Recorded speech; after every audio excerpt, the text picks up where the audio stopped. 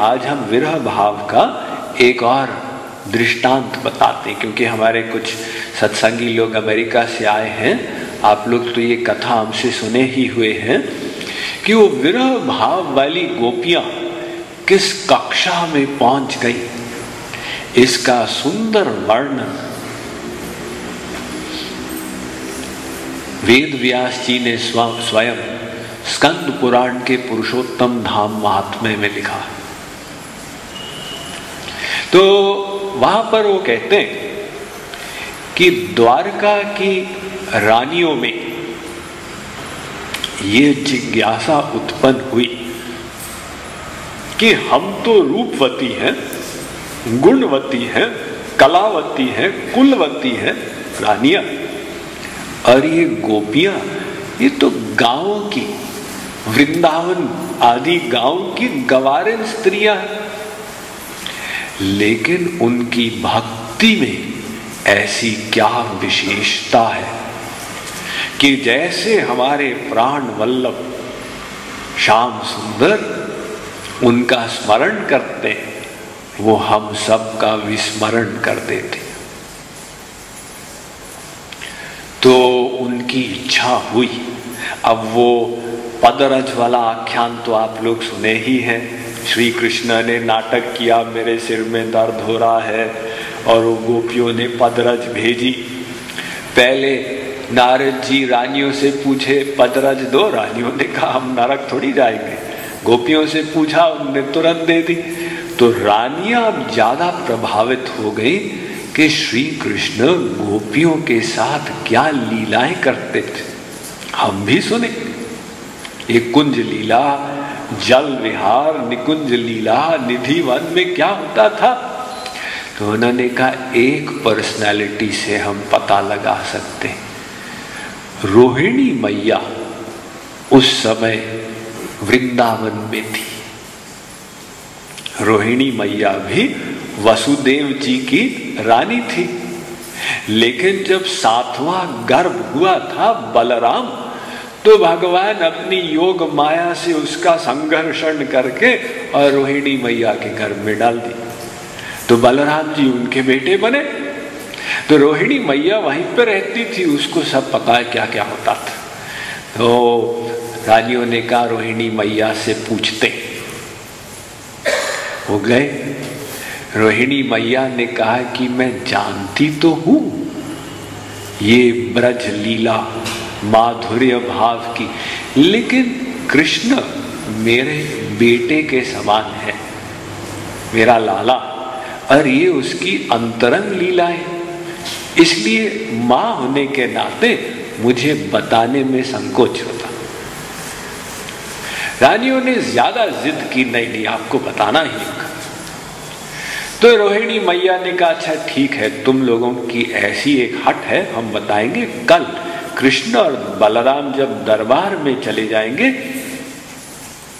तो तुम लोग इकट्ठे होना महल में, हम सुनाएंगे। अब अगले दिन कृष्ण बलराम जब दरबार में गए, सब रानियां इकट्ठी हो गई और रोहिणी मैया बताने लगी, ऐसे वो आते थे और इस प्रकार से वहां वृक्ष के नीचे बैठ के भोजन करते थे, झूला लगाते थे, और गोपियां इस प्रकार से शैया बनाती थी राधा कृष्ण के लिए। अब ये जब रस की बातें होने लगी, कृष्ण बलराम अंतर्यामी, उनको पता चला, उनकी इच्छा हुई कि हम भी ब्रज रस का पान करें। तो अंत में उनसे रहा नहीं गया, वो निकल पड़ी और महल तक पहुंचे। तो रोहिणी मैया ने सुभद्रा जी को बाहर बिठाया हुआ था गार्ड के रूप में कि तुम देखना, चौकीदारी करना, कोई अंदर नहीं आएगा, प्राइवेट मामला। तो कृष्ण बलराम आए, सुभद्रा जी ने रोक दिया, भाई साहब अंदर एंट्री नहीं है, माता जी की आज्ञा। तो कृष्ण और बलराम दरवाजे पर ही बैठ गए, लेकिन अंदर से जो कथा चल रही थी वो शब्द बाहर भी पड़ रहे थे। तो वो सुनकर कृष्ण बलराम ब्रज रस का आस्वादन करने लगे और उसमें डूबते गए। तो बीच में रोहिणी मैया की कथा जैसे और आगे बढ़ी, राधा जी का विशेष वर्णन होने लगा, निकुंज लीला आदि। तो अब कृष्ण से रहा नहीं गया, वे विरह भक्ति की महाभाव अवस्था में चले गए। उसका निरूपण हम कल करेंगे। तो महाभाव में चले गए, उसमें उनका पूरा शरीर जकड़ गया। जैसे महाभाव अवस्था में ऐसा होता है, स्तंभित हो जाना, या तो सब जोड़े खुल जाते हैं या स्तंभित हो जाते हैं, अश्रु प्रवाहित होते हैं, शरीर पत्ते के समान कांपने लगता है, चेहरे का रंग फीका पड़ जाता है, वाणी गदगद हो जाती है, मूर्छा आ जाती है, रोंगटे खड़े हो जाते हैं। तो ये श्री कृष्ण का शरीर जकड़ गया ऐसे करके, और आंखें बड़ी बड़ी हो गई। बलराम जी ने देखा, उनका भाव भी बढ़ने लगा।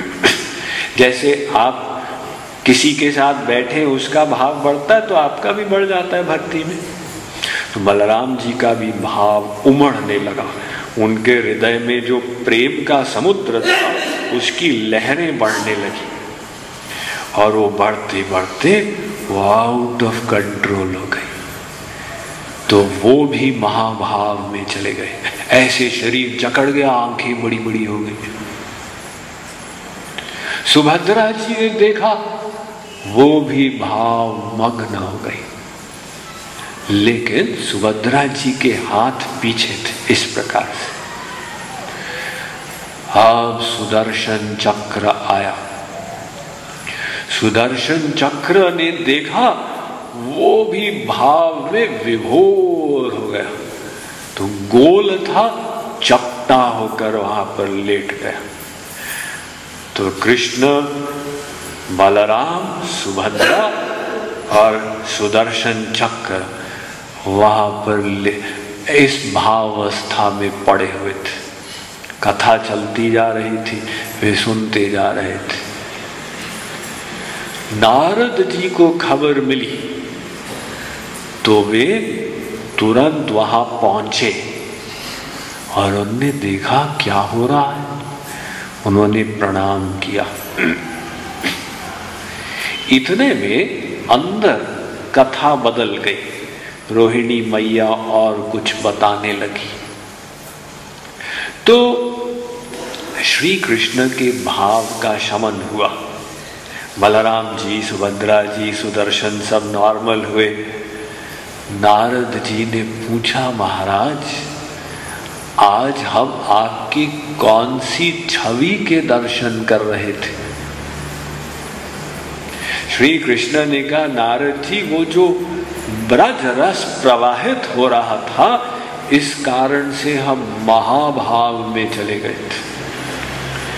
तो नारद जी ने कहा, महाराज आज मेरा इतना सौभाग्य, मैंने आपके महाभाव स्वरूप के दर्शन किए।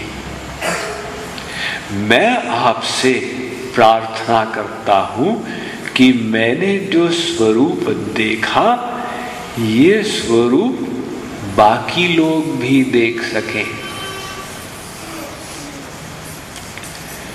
श्री कृष्ण ने कहा, ठीक, आपकी इच्छा पूरी की जाएगी। हम आपको वरदान देते हैं। वैसे भी राजा इंद्रद्युम्न के कारण हमको कलयुग में दारू ब्रह्म के रूप में प्रकट होना, और हमने बिमला देवी मां पार्वती को वरदान दिया कि हम कलयुग में महाप्रसाद का वृहद वितरण करेंगे। तो ये तीनों वरदानों को हम एक साथ पूरा करेंगे। तो तीनों वरदानों को पूरा करने के लिए श्री कृष्ण, बलराम, सुभद्रा जी, जगन्नाथ, बलदेव और सुभद्रा मैया के रूप में अवतरित हुए। तो ये भगवान के महाभाव स्वरूप की महिमा, कि वो महाभाव स्वरूप में नीलाचल क्षेत्र में प्रतिष्ठित हो गए। तो महाभाव भक्ति का वो अवस्था है जो विरह भक्ति से प्राप्त होती, मिलन भक्ति से नहीं, विरह भक्ति से। तो मिलन भक्ति हमको कहाँ तक पहुंचाएगी, विरह भक्ति हमको कहाँ तक पहुंचाएगी, इस पर हम लोग और चर्चा करेंगे। भक्ति की 10 कक्षाओं को हम लोग समझेंगे, आज नहीं कल।